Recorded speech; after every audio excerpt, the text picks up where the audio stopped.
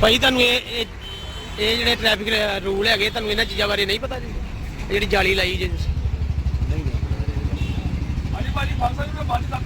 ਦੱਸਿਓ ਤੇ ਅੱਜ ਜਿਹੜਾ ਨਿਊ ਅੰਮ੍ਰਿਤਸਰ ਤੇ ਰੋਡ ਤੇ ਨਾਕਾ ਲੱਗਾ ਜੀ, ਦੱਸਿਓ ਇਹਦੇ ਬਾਰੇ। Sub inspector Mangal Singh traffic incharge. Sir ਜਿਹੜਾ ਲੋਕ ਸੀਟ ਬੈਲਟਾਂ ਨਹੀਂ ਲਾਉਂਦੇ ਜਾਂ ਰੈੱਡ ਲਾਈਟ ਜਿਹੜੀ ਕ੍ਰਾਸ ਕਰ ਲੈਂਦੇ ਆ, ਉਹਦੇ ਬਾਰੇ ਕੀ ਕਹਿਣਾ ਚਾਹੁੰਦੇ?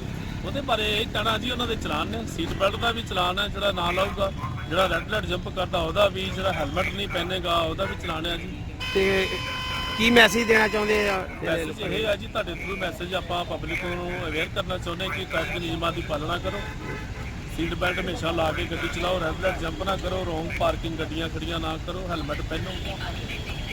ਅਗਰ ਕੋਈ ਰੈੱਡ ਲਾਈਟ ਜਿਹੜੀ ਕ੍ਰਾਸ ਕਰਦਾ ਤੇ ਫਿਰ ਉਹਦਾ ਚਲਾਨ? ਉਹਦਾ ਚਲਾਨ ਹੈ। ਠੀਕ ਹੈ ਸਰ ਜੀ, ਧੰਨਵਾਦ ਜੀ।